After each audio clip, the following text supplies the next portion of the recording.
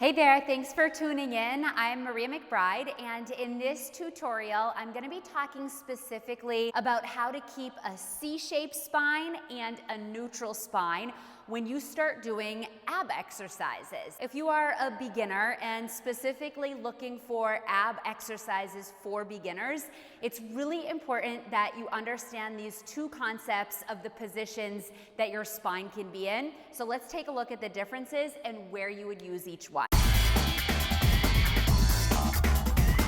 Okay, let's talk about neutral spine first. When you hear the word neutral, you probably think not good, not bad, not this extreme, not that extreme, just kind of somewhere in the middle. And that is kind of what you want to think about when you think about a neutral spine position. It's not too arched and it's not too tucked. We all have sort of a natural curve in the lower spine, and you want to maintain that natural curve.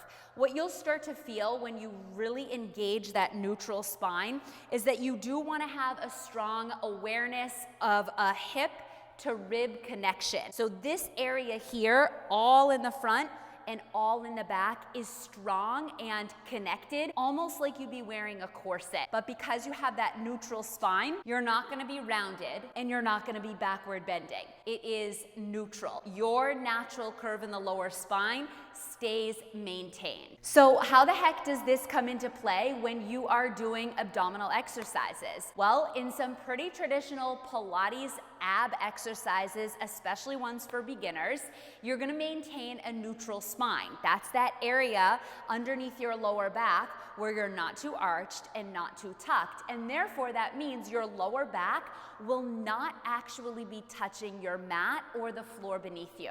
So if you're taking a class or you're doing a workout and the instructor says, okay, keep a neutral spine, you can have that thought pop into your head. All right, I'm not going to round, I'm not going to touch my lower back to the floor. Let's take a look at this example in a very traditional ab exercise for beginners, Pilates crunches. Come to a position where you can lay down on your mat, feet out in front of you, and arms down by your side to begin with. Now you can feel right underneath your back with just one finger, be able to slide that one finger underneath your spine, and it does kind of go because you've got that natural curve in your lower spine. Bring your hands behind your head and let your elbows flare nice and wide. Using your abdominal muscles with your belly button pulled in towards the back of your spine, lift your upper body up off the floor and then back down, the whole entire time keeping your neutral spine intact. So if you lose your neutral spine, you know that your form is kind of getting lost and you're better off backing up off of the intensity and keeping that form of the neutral spine to get the most out of the exercise. Another way you can sort of take this exercise to the next level is bring your legs up in a reverse tabletop position, and still you've got the neutral spine, but what you're likely feeling right here is that the abs have to engage so much more to keep that neutral spine intact. When you bring your legs up, if your legs end up coming too close to your chest, what will happen is that you'll lose that neutral spine position, and the exercise all of a sudden will start to feel a lot easier. If you are a beginner just starting out in ab exercises, then you might think, well, sure, when I get stronger, won't they get easier? Not necessarily.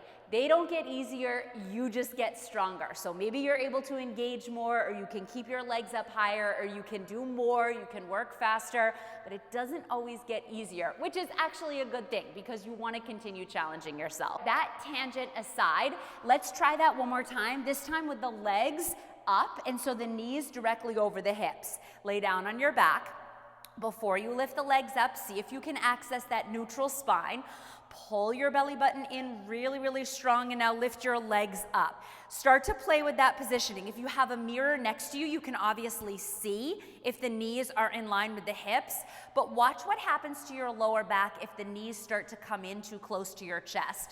The lower back is then pressed on the mat, and you have lost that neutral spine and therefore have sort of lost that engagement of the abdominal muscles. When you're here and you've got the neutral spine and the knees stay over the hips, You'll get a lot out of this very simple abdominal exercise, which is why it's such a great ab exercise for beginners. Now that we've talked about neutral spine, let's go ahead and get clarification on what the heck a C-shaped spine is. When I teach classes, I personally love C-shaped spine ab exercises because I think they are so accessible for beginners who are just starting out, and they can be simply scaled up if you've been at it for a while and you want to add a little bit of intensity to your workouts. So let's take a look at a C-shaped spine. A C-shaped spine is exactly what it sounds like. Your lower back makes the shape of a letter C because it is slightly rounded, and your belly is pulled in so super strong as you possibly can. So let's lay down on the back, and before you even bring your feet into any sort of position, you can just make that motion happen. Go ahead, pull your belly in, and then press your lower back down.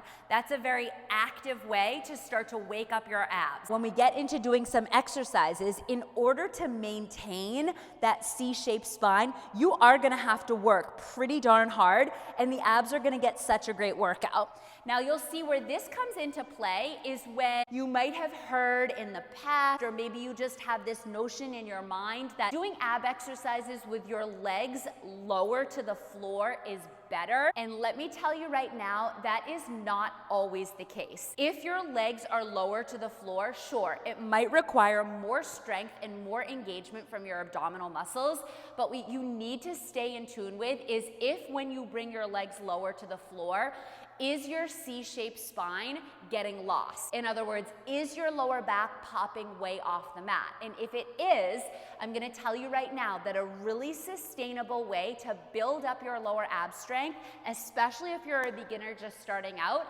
is to keep your legs higher, but to maintain that C-shaped spine. So what the heck does that even look like? Well, let's take a look at an example. Here's an example where I had to really use my self-control to not let my legs go too low because I would lose that C-shaped spine.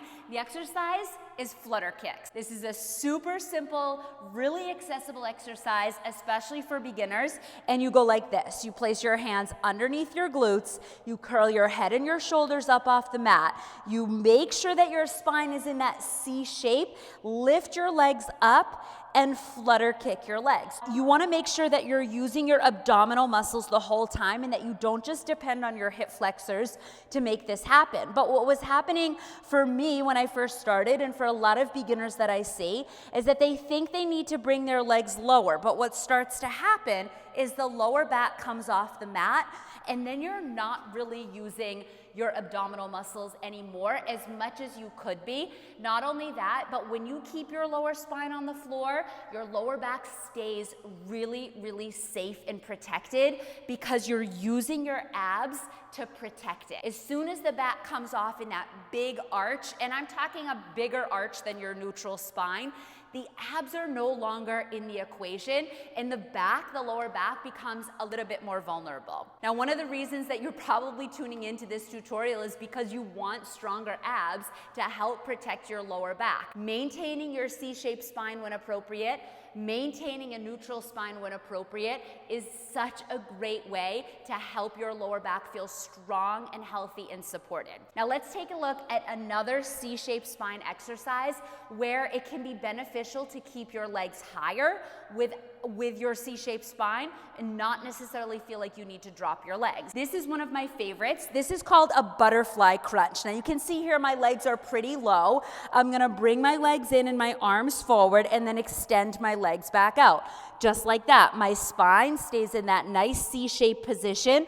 But what if, when I start to bring my legs forward, all of a sudden the back comes off the mat? You are totally fine and completely gonna get a ton of benefit if you keep your legs high with your C-shaped spine maintained. This is okay. In fact, this is such a great way, a perfect way to start when you are building up that abdominal strength. As you progress in your fitness journey or your health journey, and you start to want to lower your legs down to test your control, that's fine. But make sure that if your lower back starts to come off the mat, raise those legs, tap into your lower abdominal strength to keep that C-shaped spine in position. So I hope that that tutorial was helpful on when you use your C-shaped spine and when you use your neutral spine and what they even mean to begin with. If you found this helpful, go ahead and subscribe to this channel where you can get lots of other tutorials as well. And you can check out all of my workouts and be able to apply what you just learned to a workout right now. Thanks for tuning in.